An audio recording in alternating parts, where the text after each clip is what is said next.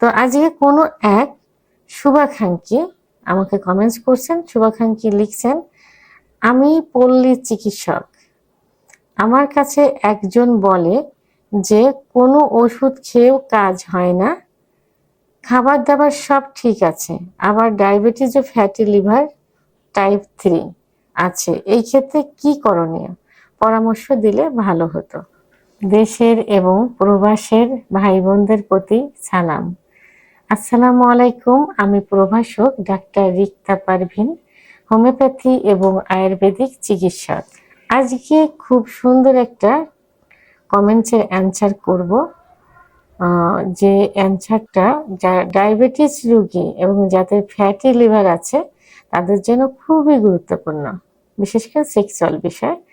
তো fatty diabetes কিন্তু এখন অধিকাংশ ফ্যামিলিতেই দেখা যায় থাকে। অনেকেরই ডায়াবেটিস, ছোট 18-19 বছর বয়সেও কিন্তু ডায়াবেটিস দেখা দিচ্ছে। অবশ্য ছোট থেকেই ডায়াবেটিসটা হয়, অনেকেরই হয়। তো সেই ক্ষেত্রে আমরা সাধারণত মনে করি যে 30-এর পরে যে মানে ডায়াবেটিস হবে, সে ধারণাটা ভুল। নির্দিষ্ট কোনো বয়স আসলে নেই, লাগে না। আবার ফ্যাটি লিভার এখন আল্ট্রাসাউন্ড করতে গেলে প্রত্যেকটা রোগীরই দেখা যায় যে ফ্যাটি লিভার, এবং ফ্যাটি লিভার কম বেশি সবারই আছে। কারণ তো সেদিক থেকে খাদ্য তালিকাগুলো যদি একটু মেনটেন করা যায়, তাহলে ডায়াবেটিস ফ্যাটি লিভার দুটা থেকেই কিন্তু সুস্থ থাকা যায়, অর্থাৎ নিরাপদে থাকা যায়। ডায়াবেটিস আমার মনে হয় না যে এটা একটা রোগ।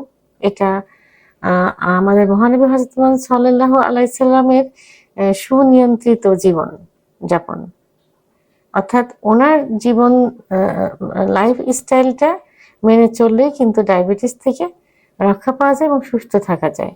অর্থাৎ আমার শুভাকাঙ্ক্ষী একজন পল্লী চিকিৎসক,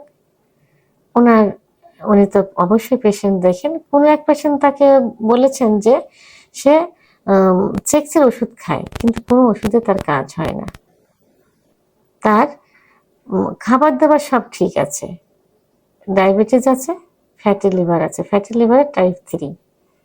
এখন কি পরামর্শ দিব? আসলে ডায়াবেটিস হলেই যে তার যৌন অক্ষমতা আসবে এমন না।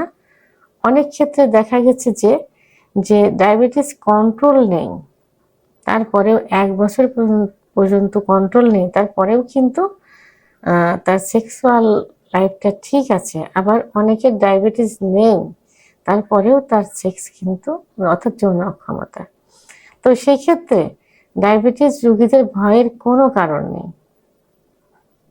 তবে এটাই যে ডায়াবেটিস হলে যদি ক্রনিক হয়ে গেলে যৌন অক্ষমতা চলে আসে। তো এখানে ডায়াবেটিস রোগীদের কোনো টেনশন করা যাবে না।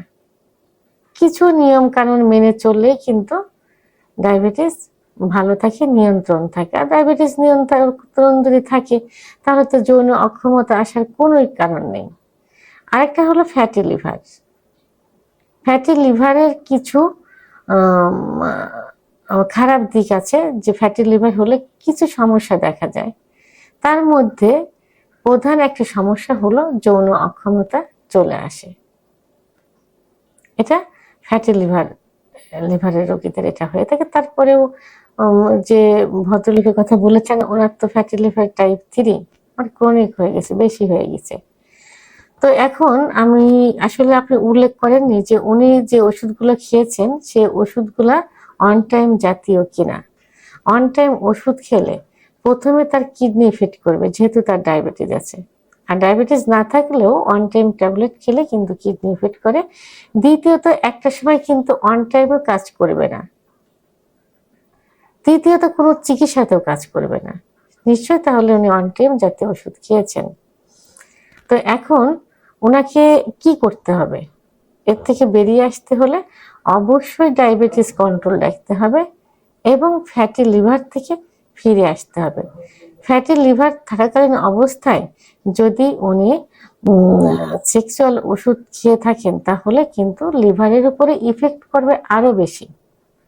এই জন্য ফ্যাটি লিভার থাকাকালীন অবস্থায় অবশ্যই সেক্সের কোনো ওষুধ খাওয়া যাবে না। তাকে আগে ফ্যাটি লিভার নিয়ন্ত্রণ করতে হবে, ফ্যাটি লিভার সারাতে হবে। তো এই জন্য কি করতে হবে? ইনসুলিন রেজিস্ট্রেশন হয়ে গেছে এইরকম কোনো খাবার খাওয়া যাবে না। বাবা এগুলো খেতে দাও। ইনসুলিন, তাহলে ওনাকে কি করতে হবে? সুগার নিয়ন্ত্রণ রাখতে হবে। সুগার বাড়বে এই জাতীয় কোনো খাবার খাওয়া যাবে না। তাকে সালাদ বেশি খেতে হবে। সালাদ কি? এটা ডায়াবেটিসের জন্য কাজ করবে, ফ্যাটি লিভারের জন্য কিন্তু কাজ করবে। সালাদ কি? তাকে সবুজ শাকসবজি, টমেটো, গাজর, এই জাতীয় শসা, এই জাতীয় সবকিছু মিলিয়ে খাঁটি সরিষা দিয়ে সালাদ তৈরি করে খেতে হবে। নিয়মিত তাকে এক্সারসাইজ করতে হবে, অর্থাৎ ব্যায়াম করতে হবে। 45 থেকে 1 ঘন্টা হাঁটাহাঁটি করতে হবে। হাঁটাহাঁটির মাধ্যমে যে ব্যায়ামটা হয় সেই ব্যায়াম করতে হবে। যদি হাঁটাহাঁটি করতে না পারেন, ঘরের ভিতরে রুমে ওয়াকিং মেশিন অথবা কিছু ব্যায়াম আছে, যে ব্যায়ামগুলো করতে হবে। এটা ফ্যাটি লিভারের জন্য কাজ করবে এবং ডায়াবেটিসের জন্য কাজ করবে। আর তেলে ভাজি কোনো খাবার খাওয়া যাবে না। যেমন অনেকে আলুর পেঁয়াজি খেয়ে থাকে, পেঁয়াজু খেয়ে থাকে এবং সিঙ্গারা খেয়ে থাকে, সমোসা খেয়ে থাকে, এই জাতীয় কোনো খাবার খাওয়া যাবে না। সয়াবিন তেল খাওয়া যাবে না। খাঁটি ঘানি ভাঙানো যে তেল আছে, সরিষার তেল, অলিভ অয়েল তেল, অর্গানিক নারিকেলের তেল যেগুলো আছে, এইগুলা যে সবজি রান্না, তরকারি রান্না করে খেতে হবে এবং পরিমাণে কম দিতে হয়। আলুর চপ এগুলো একদম বাদ দিতে হবে। টক জাতীয় খাবার খেতে হবে। সামুদ্রিক মাছ বেশি করে খেতে হবে, যেটাতে ভিটামিন ডির পরিমাণ বেশি থাকে, এবং এই জাতীয় খাবারগুলো খেতে হবে। আর চীনাবাদাম, পুঁটি মাছ, পাবদা মাছ, এই চীনাবাদাম কিন্তু লবণ, ঝাল লবণ যেগুলো থাকে এগুলো বাদ দিয়ে খেতে হবে। পাবদা মাছ সামান্য একটু তেল, অর্থাৎ যেটা সরিষার তেল দিয়ে রান্না করতে পারেন অথবা সয়াবিন তেল দিয়ে রান্না করতে পারেন, এটা খেতে পারেন। পুঁটি মাছটা ওইভাবে, ইলিশ মাছ খাইতে পারেন। ইলিশ মাছ কিন্তু ফ্যাটি লিভারের জন্য ভালো কাজ করবে। আর ডিম অবশ্যই হাফ বয়েল করে খেতে হবে, পোড়া সেদ্ধ করে খাওয়া যাবে না। তাহলে এই খাবারগুলো খেতে হবে এবং প্রত্যেকবার খাবারের 1 ঘন্টা আগে এবং খাবারের 1 ঘন্টা পরে পানি পান করতে হবে। কুসুম গরম পানি খাবার অভ্যাস করতে হবে। প্রতিদিন যে পানিটুকু পান করবেন একটু কুসুম গরম খাওয়ার চেষ্টা করবে। এতে কি হবে, যে ফ্যাট গুলো থাকে সে ফ্যাট গুলো বার্ন হয়ে যাবে। তাহলে এখন এই যে ডায়াবেটিসের রোগী এবং ফ্যাটি লিভারের রোগী এই খাবারগুলো যদি মেনটেন করে, তার লাইফ স্টাইল যদি চেঞ্জ করে ফেলে, তাহলে অবশ্যই তার সেক্সুয়াল লাইফটা কিন্তু ফিরে আসবে। আর এই ডায়াবেটিস কন্ট্রোল নেই, ফ্যাটি লিভারের গ্রেড 3, এই অবস্থায় যতই আপনি ওষুধ খান না কেন, কোনো ওষুধে কাজ হবে না। বরং আরো কি হবে, আপনার ফ্যাটি লিভারের ক্রনিক হয়ে যাবে, বেশি লিভারের উপর বেশি সমস্যা হয়ে যায়, লিভার সিরোসিস হয়ে যাবে ইত্যাদি। তো এই জন্য এই খাবারগুলো